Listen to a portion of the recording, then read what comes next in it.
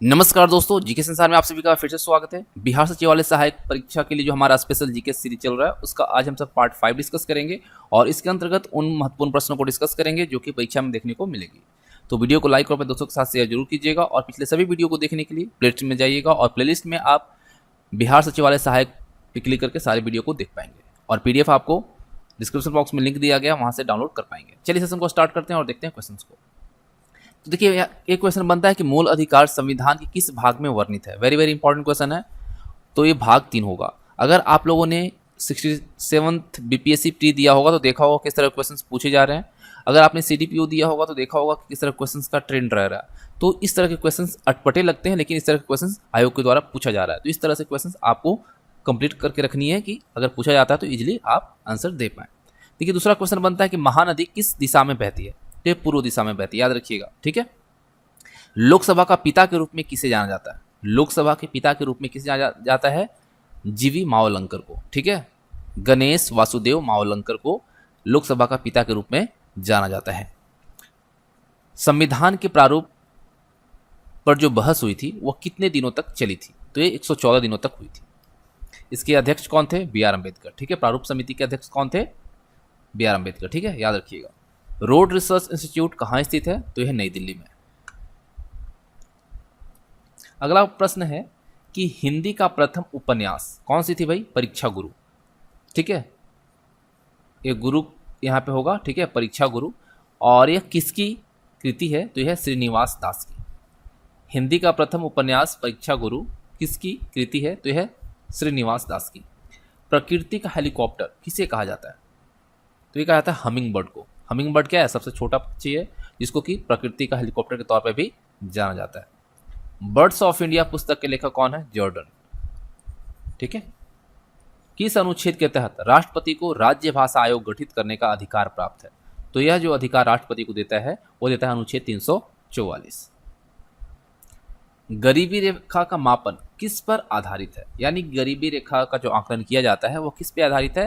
तो कैलोरी खपत पर। जितना कैलोरी खपत होता है उसके अकॉर्डिंग ये गरीबी रेखा का मापन होता है। 12 मासा की रचना किसने की थी। मलिक मोहम्मद जायसी ने। मयूर सिंहासन जिसे कि तख्ते ताउस भी कहा जाता है, इसका संबंध किससे है। तो है शाहजहां से। भारत का सबसे ऊंचा दरवाजा कौन सा है। बुलंद दरवाजा। इसका निर्माण किसने करवाया था। आप कमेंट करके बताएंगे। ठीक है, कमेंट करके बताएंगे कि भारत का जो सबसे ऊंचा दरवाजा है बुलंद दरवाजा, इसका निर्माण किसने करवाया था। गांधी इरविन समझौता कौन से वर्ष हुआ था। तो ये हुआ था 1931 में। आंसू गैस का रासायनिक नाम क्या है। टीयर गैस इसको कहते हैं। तो इसका रासायनिक नाम है क्लोरोएसिटोफिनोन। ठीक है, याद रखेंगे। रविन्द्रनाथ टैगोर को साहित्य के लिए नोबेल पुरस्कार दिया गया था। तो कौन से वर्ष दिया गया था। 1913 में। और याद रखिएगा पहले भारतीय हैं जिनको साहित्य में नोबेल पुरस्कार दिया गया था, या फिर कह लें कि पहला जो नोबेल पुरस्कार मिला था भारतीय को वो थे रविन्द्रनाथ टैगोर। और किस में दिया गया था, किस क्षेत्र में। साहित्य के लिए दिया गया था। और कब दिया गया था। 1913 में।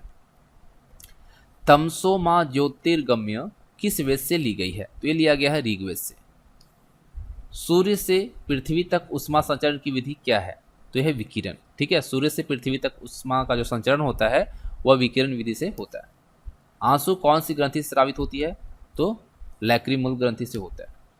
कलिंग पुरस्कार कौन प्रदान करता है। यूनेस्को। एक क्वेश्चन है कि पर्णवानी। ठीक है, पर्णवानी कहाँ का प्रचलित लोक नृत्य है। तो यह छत्तीसगढ़ का। और नारियल जो हम सब खाते हैं, कोकोनट जो खाते हैं, वह कौन से भाग को हम खाते हैं। तो भ्रूण को खाते हैं। अगला प्रश्न है कि प्रसिद्ध उपन्यास आधे अधूरे के लेखक कौन है। तो यह मोहन राकेश। ठीक है, मोहन राकेश की उपन्यास है आधे अधूरे। गृह शासन आंदोलन किसके द्वारा प्रारंभ किया गया था। तो ये किया गया था बाल गंगाधर तिलक के द्वारा। मैग्सेसे पुरस्कार विजेता पहले भारतीय कौन थे। विनोबा भावे। ठीक है, रिसेंटली किसे मिला था। तो मिला था रवीश कुमार को। ठीक है। अंत्योदय का विचार किसके द्वारा दिया गया था। जयप्रकाश नारायण। उच्च न्यायालय की परिभाषा कौन से अनुच्छेद में दिया गया। हमारा जो संविधान है उस संविधान में कौन सा अनुच्छेद है जो कि उच्च न्यायालय को परिभाषित करता है या उच्च न्यायालय की परिभाषा को उल्लेखित करता है। तो यह अनुच्छेद 214।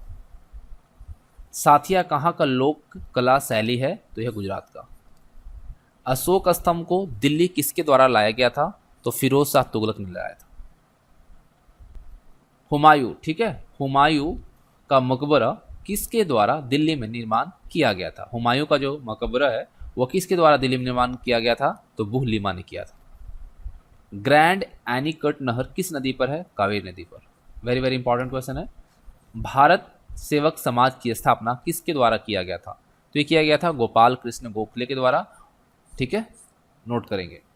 जयंतिया जनजाति का संबंध किस राज्य से है? तो ये मेघालय से है।